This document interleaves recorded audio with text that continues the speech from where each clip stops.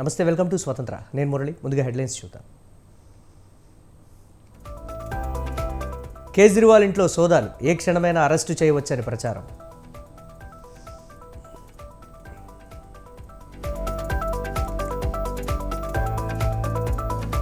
ఎన్నికల వ్యూహంపై టీడీపీ జనసేన కసరత్తు, హైదరాబాద్ భేటీలో కీలక అంశాలపై చర్చ.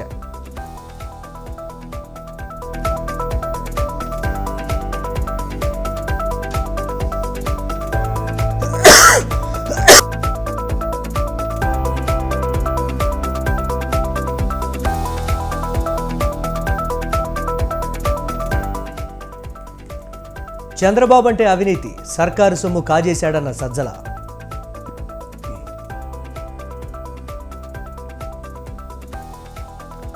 మల్కాజ్గిరి సీటు చేజారొద్దు, కాంగ్రెస్ జెండా ఎగరాల్సిందేనన్న రేవంత్.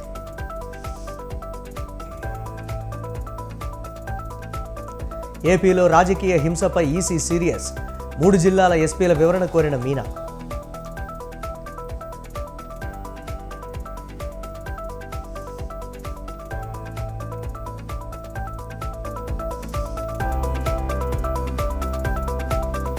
దేశంలో ప్రజాస్వామ్యమే లేదు, అకౌంట్స్ సీజ్ పై కాంగ్రెస్ సీరియస్.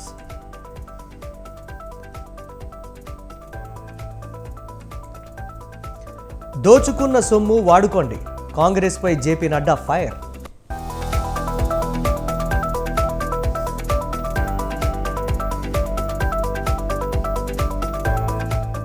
ఎలక్టోరల్ బాండ్లపై సుప్రీంలో ఎస్బీఐ అఫిడవిట్, బాండ్లపైన పూర్తి డేటా ఈసీకి ఇచ్చామన్న స్టేట్ బ్యాంక్.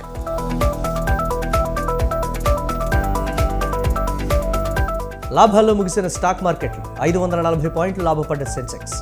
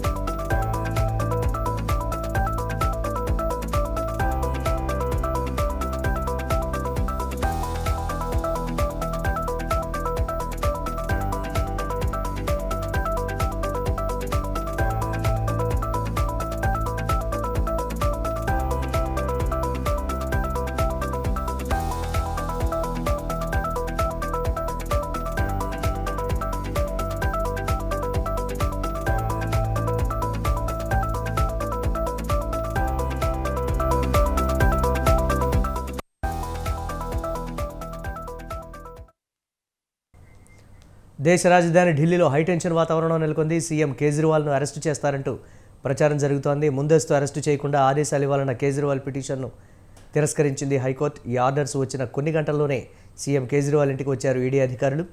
ఢిల్లీ లిక్కర్ స్కామ్లో ఇంట్లోనే విచారణ చేస్తున్నారు ఈడీ అధికారులు. కేజ్రీవాల్ ఇంటి దగ్గర పెద్ద ఎత్తున పోలీస్ బలగాలు మోహరించాయి. ఈడీ ఆఫీస్ దగ్గర కూడా భారీగా బందోబస్తు ఏర్పాటు చేశారు అధికారులు.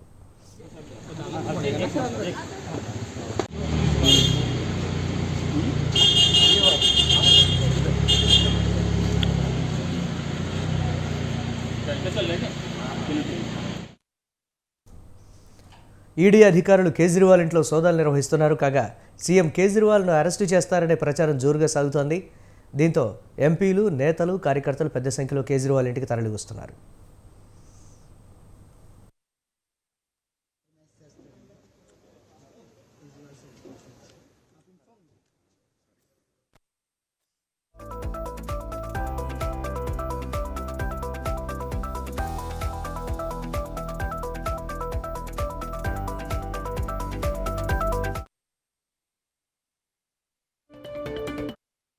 వాతావరణం నెలకొంది. సీఎం కేజ్రీవాల్ను అరెస్టు చేస్తారంటూ ప్రచారం జరుగుతోంది.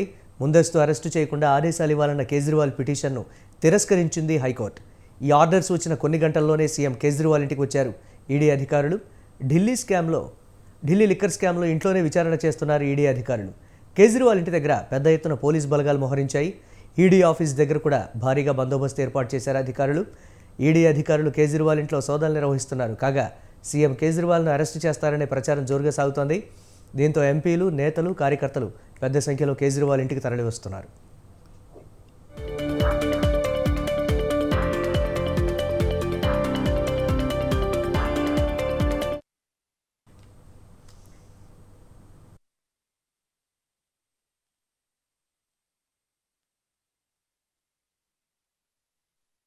రాబోయే ఎన్నికల్లో గెలిపే లక్ష్యంగా టీడీపీ, జనసేన, బీజేపీ కూటమి పావులు కదుపుతోంది.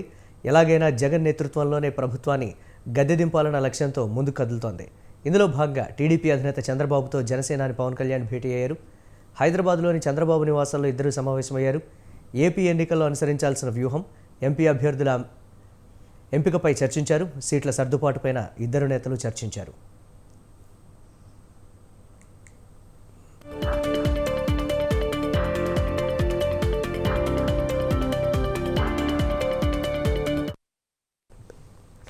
పొత్తులో భాగంగా జనసేనకు 2 ఎంపీ, 24 అసెంబ్లీ సీట్లు కేటాయించారు. ఎంపీ స్థానాల విషయంలో ఎలాంటి ఇబ్బంది లేకుండా తమ పార్టీకి కేటాయించిన అసెంబ్లీ స్థానాల విషయంలోనే కొన్ని మార్పులు చేర్పులు కావాలని పవన్ కళ్యాణ్ అడిగినట్లు తెలుస్తోంది. స్థానిక పరిస్థితుల దృష్ట్యా జనసేనకు కేటాయించిన కొన్ని సీట్ల విషయంలో పునరాలోచన చేయాలని కోరినట్లు సమాచారం. ఆంధ్రలో 1, రాయలసీమలో 1 సీటును మార్చాలని పవన్ కోరుతున్నారు.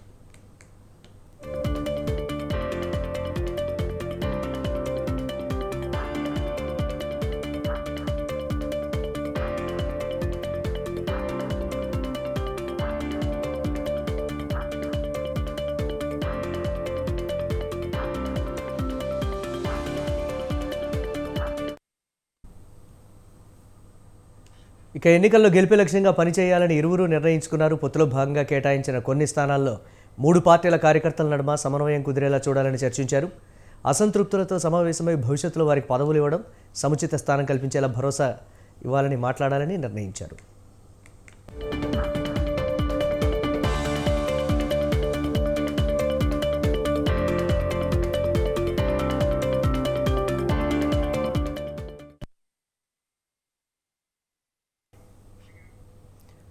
ఆంధ్రప్రదేశ్ మాజీ ముఖ్యమంత్రి చంద్రబాబు నాయుడు అవినీతిని వ్యవస్థీకృతం చేశారంటూ రాష్ట్ర ప్రభుత్వ సలహాదారు సజ్జల రామకృష్ణారెడ్డి ఆరోపణలు గుప్పించారు. చంద్రబాబు నాయుడు పేరు చెప్పగానే మొదట గుర్తుకు వచ్చేది అవినీతి అని అన్నారు. చంద్రబాబు నాయుడు సర్కారు నిధులను పక్కదారి పట్టించారని సజ్జల రామకృష్ణారెడ్డి విమర్శలు గుప్పించారు. బీజేపీ, కాంగ్రెస్ దేశంలో కొట్టుకుంటున్నాయని, ఏపీలో మాత్రం కాంగ్రెస్, బీజేపీ కలిసి చంద్రబాబును సీఎం చేయాలని ప్రయత్నాలు చేస్తున్నాయని ఆరోపించారు. రాజకీయం అంటే దోపిడీ అని బాబు నిరూపించారని చెప్పారు.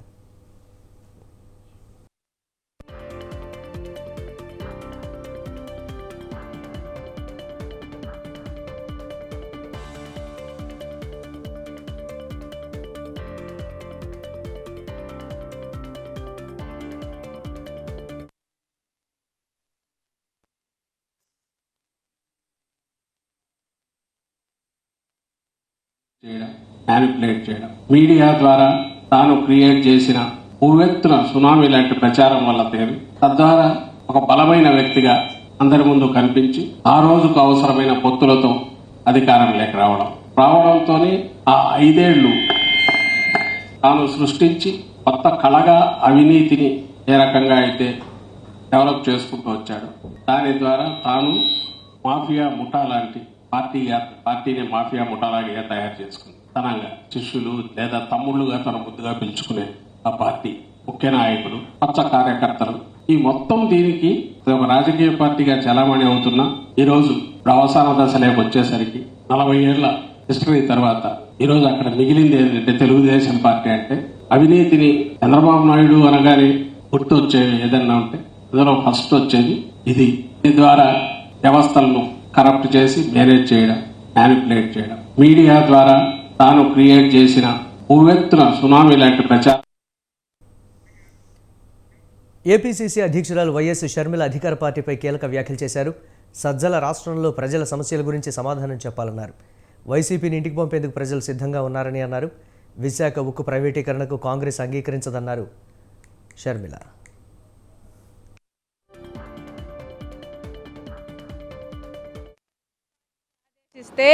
నేనైనా, రఘువీరారెడ్డి అంకుల్ అయినా, పల్లంరాజు గారైనా ఎవరైనా పోటీకి సిద్ధం కావాల్సిందే. మీరు పోటీకి సిద్ధమే. కాంగ్రెస్ పార్టీ ఆదేశిస్తే ఎవరైనా పోటీకి సిద్ధమే. మాలో కాంగ్రెస్ పార్టీ కుటుంబంలో ఉన్న ఎవరైనా సిద్ధమే. మేడం సజ్జల గారు కామెంట్ చేశారు మన రేవంత్ రెడ్డి చేసిన వ్యాఖ్యల మీద.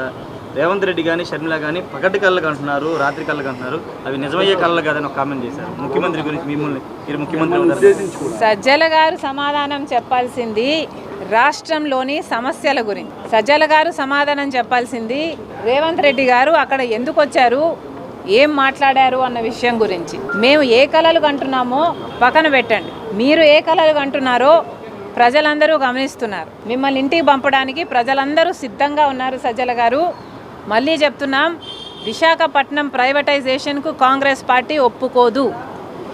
కాంగ్రెస్ పార్టీ ఈరోజు విశాఖపట్నం కోసమైనా, ప్రత్యేక హోదా కోసమైనా, పోలవరం కోసమైనా, రాజధాని కోసమైనా, కడప స్టీల్ ఫ్యాక్టరీ కోసమైనా, ఇలా ఏపీ రీఆర్గనైజేషన్ యాక్ట్లో ఉన్న ఆంధ్ర రాష్ట్రానికి చెందిన హక్కులన్నిటి కోసం కొట్లాడుతున్న ఏకైక party Congress party. Congress party ఆదేశిస్తే నేనైనా, రఘువీరారెడ్డి అంకుల్ అయినా ఎన్నికల్లో పోటీ చేయడానికి ఎమ్మెల్యే ఎంపీ స్థానాలకు 1500 దరఖాస్తులు వచ్చాయన్నారు. దరఖాస్తుల స్క్రూటినీ జరుగుతోందన్నారు. కాంగ్రెస్ అధిష్టానం నిర్ణయం ప్రకారం కార్యకర్తలంతా నడుచుకుంటారని అన్నారు. కాంగ్రెస్ పార్టీ ఆదేశిస్తే తానైనా ఎవరైనా పోటీకి సిద్ధపడాల్సిందేనని అన్నారు.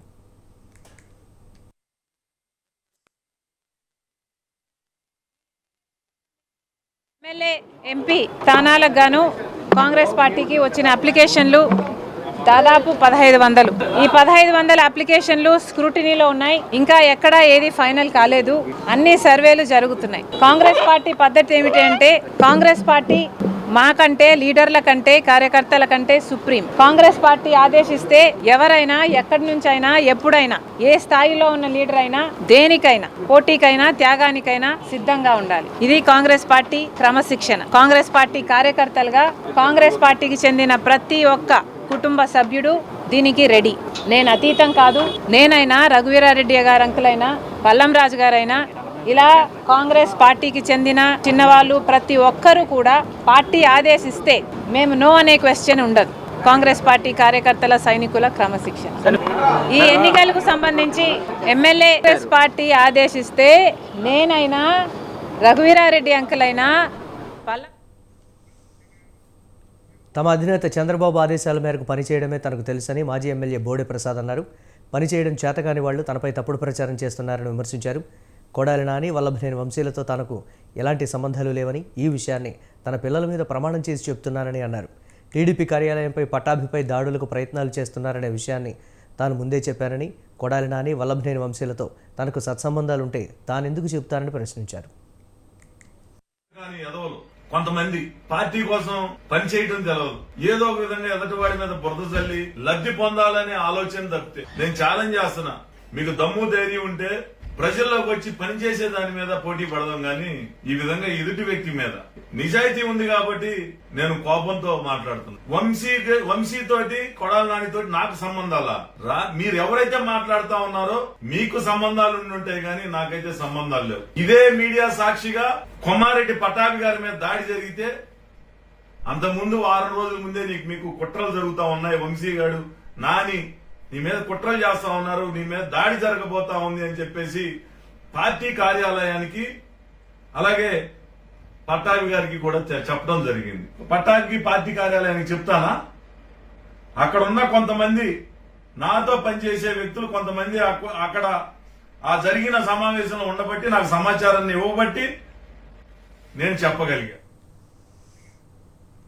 ఎన్నికలకు సమయం దగ్గర పడింది. ప్రధాన పార్టీలు ఎన్నికల ప్రచారాన్ని ముమ్మరం చేసే దిశలో పయనిస్తున్నాయి. టీడీపీ అధినేత చంద్రబాబు ఎన్నికల ప్రజాక్షేత్రంగా దిగేందుకు రంగం సిద్ధం చేసుకున్నారు. ప్రజాగళం పేరుతో ఎన్నికల ప్రచారానికి శ్రీకారం చుట్టనున్నారు. చంద్రబాబు ఈ నెల 24, 25 తేదీల్లో కుప్పం నియోజకవర్గంలో పర్యటిస్తారు. 26 నుంచి ప్రజాగళం పేరుతో చిత్తూరు లోక్సభ స్థానం నుంచి ఎన్నికల ప్రచార యాత్ర ప్రారంభిస్తారు. రోజుకో లోక్సభ నియోజకవర్గం పరిధిలో పర్యటన ఉంటుంది. ఉదయం ఒక శాసనసభ నియోజకవర్గంలో 10,000 మందితో ప్రజాగళం సభ జరుగుతుంది. మధ్యాహ్నం ఒక నియోజకవర్గంలో, రాత్రికి మరో నియోజకవర్గంలో రోడ్ షో నిర్వహిస్తారు.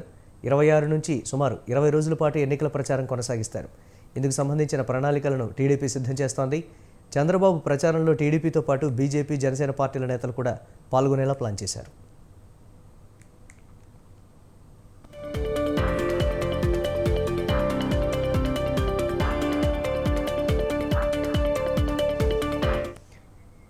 టీడీపీ లోక్సభ, అసెంబ్లీ అభ్యర్థులకు ఈ నెల 23న విజయవాడలో ప్రత్యేక వర్క్షాప్ నిర్వహిస్తోంది. A1 కన్వెన్షన్ సెంటర్లో జరిగే ఈ కార్యక్రమానికి పార్టీ అధినేత చంద్రబాబు హాజరవుతారు. ఉదయం నుంచి సాయంత్రం వరకు కార్యక్రమం జరుగుతుంది.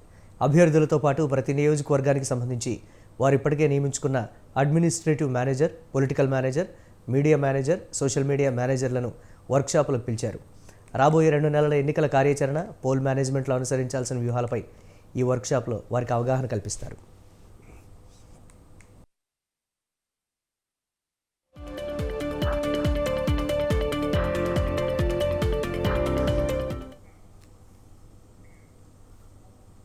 రేపు బీజేపీ కేంద్ర ఎన్నికల కమిటీ సమావేశం నిర్వహించనుంది. ఈ సమావేశంలో బీజేపీ అభ్యర్థుల జాబితాపై చర్చించనున్నారు.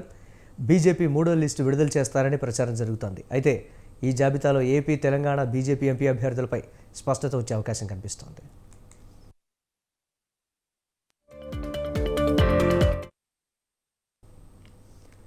ఏపీలోని అనకాపల్లి, రాజమండ్రి, ఏలూరు, అరకు, రాజంపేట, హిందూపురం లేదా తిరుపతి ఎంపీ స్థానాల్లో బీజేపీ పోటీ చేయాలని బీజేపీ యోచిస్తోంది.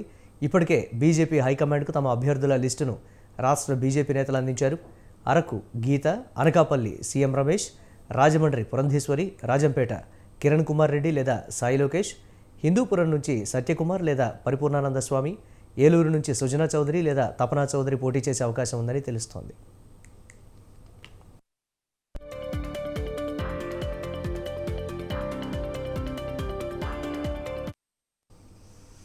పొత్తుల్లో భాగంగా Visakha north, Srikakulam, Paderu, Anaparthi, P Gannavaram, Kaikaluru, Jammalamadugu, Dharmavaram, Guntakal, Rajampet assembly స్థానాల్లో పోటీ చేయాలని రాష్ట్ర బీజేపీ నేతలు భావిస్తున్నారు. ఈ లిస్టును సైతం రాష్ట్ర అధ్యక్షురాలు పురంధేశ్వరి ఇప్పటికే బీజేపీ హైకమాండ్కు పంపించారు.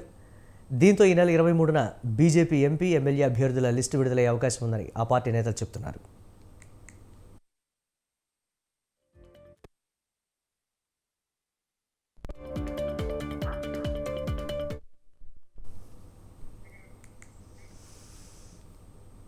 మల్కాజ్గిరి ఎన్నిక అభ్యర్థి కాదు, ముఖ్యమంత్రి ఇదని అన్నారు సీఎం రేవంత్ రెడ్డి. మల్కాజ్గిరి పార్లమెంటుపై ఫోకస్ పెట్టిన ఆయన ఎట్టి పరిస్థితుల్లో మల్కాజ్గిరిలో కాంగ్రెస్ జెండా ఎగరాలన్నారు. ఈ ఎన్నికలు చాలా ప్రతిష్టాత్మకమని, క్యాంపెయిన్ మోడల్ రాష్ట్రమంతా అనుసరించాలని తెలిపారు. హోలీ పండుగలోగా అధిష్టానం అభ్యర్థులను ప్రకటిస్తుందని చెప్పారు. కష్టపడిన వారిని ప్రభుత్వంలో భాగస్వాములను చేసే బాధ్యత తనదని, తనకు బలమైన నాయకత్వం ఉందని, సమన్వయంతో ముందుకు వెళ్లాల్సిన అవసరం ఉందని ముఖ్యమంత్రి స్పష్టం చేశారు.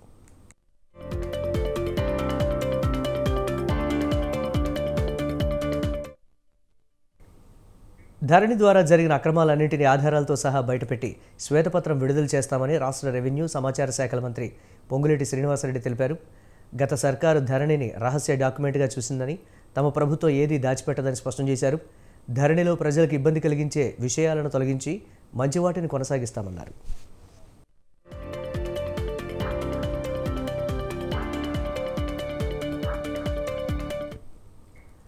రిజిస్ట్రేషన్ల శాఖను కూడా ప్రక్షాళన చేయాల్సిన అవసరం ఉందన్నారు.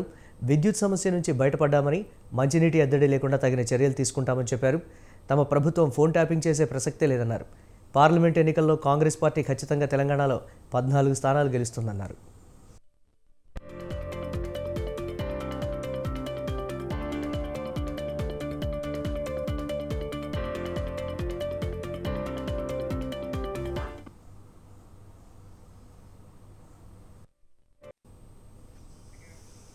ఇవి ఇప్పటివరకు అప్డేట్స్. Keep watching.